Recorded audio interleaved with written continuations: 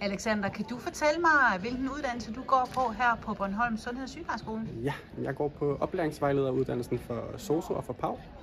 Og hvad har din motivation egentlig været for at tage på den uddannelse? Min motivation har helt klart været, at vi får nogle vejledere ud på vores praktiksted, der gerne vil eleverne det godt.